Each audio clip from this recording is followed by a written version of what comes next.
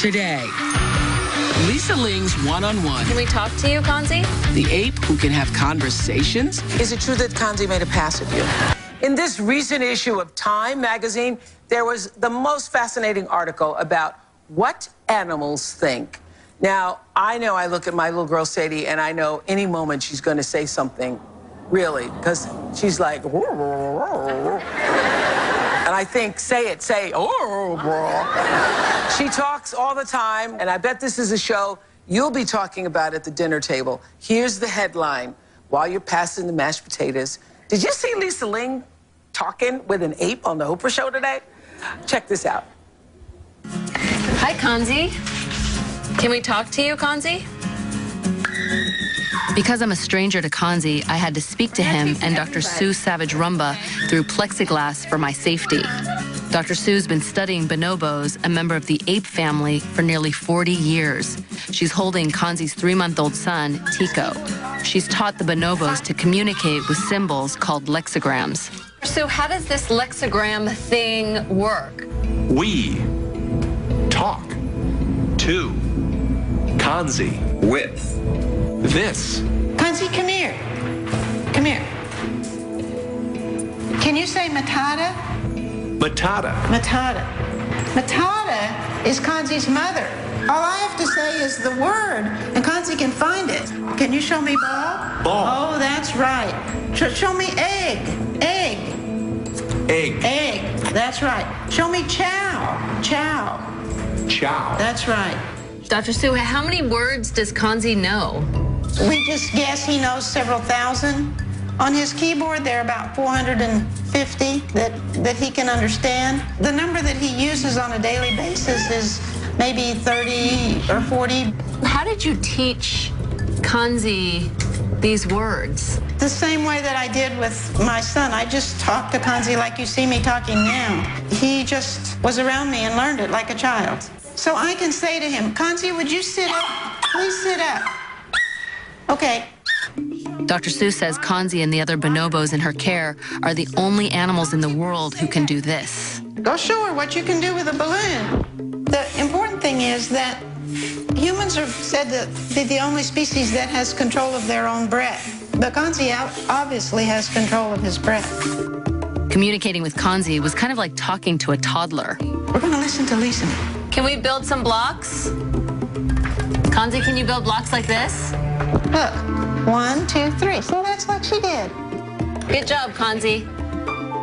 Dr. Sue allows me to get up close to baby Tico, but I have to wear a mask so I don't pass any germs. This is Tico. He's looking at his lexigrams right now. Dr. Sue says when Tico was born, his mother passed him off to another bonobo and then to her. So, Dr. Sue, for all practical purposes, are you Tico's mother? Yes, for all practical purposes, I'm Tico's mother. Does Tico sleep with you? Tico sleeps right with me. Sleep in that little room where we watch TV. We each have a futon. Because Tico is being raised by both humans and apes, the hope is he'll develop even more sophisticated language skills than his father, Kanzi. Do you think that Tico will actually be able to talk one day? We don't know. He might. This is a real honest attempt to cross the boundary and understand the species differences and the role of language in the development of rational thought. And so, were you surprised by what you saw?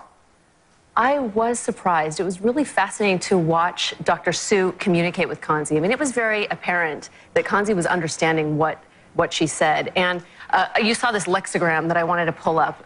It's a series of symbols and words. There are about 400 on this board, and Kanzi carries this around with him. And this is how he communicates. And it's really, for example, there's Perrier on here, there's arm, blue, try, and he can actually put together like 2-word sentences and multiple words. Like there are some symbols that aren't on here for flood, for example. So when Iowa was hit by the storm and was flooding, he would point out big water.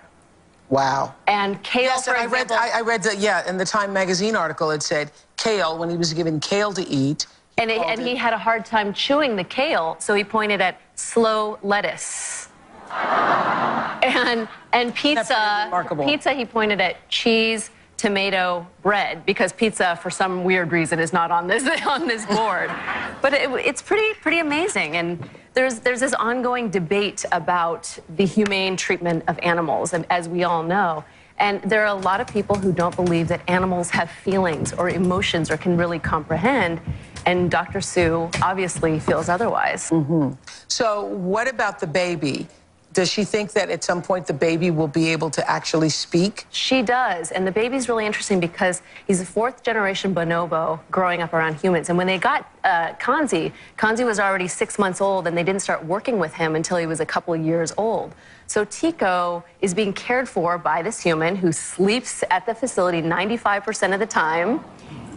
And she believes that he will actually talk one day. Already, he's doing things that no bonobo has ever done. Like he sucks his thumb, which is pretty unprecedented. Wow. Is it true that Kanzi made a pass at you? Kanzi did make a pass at me.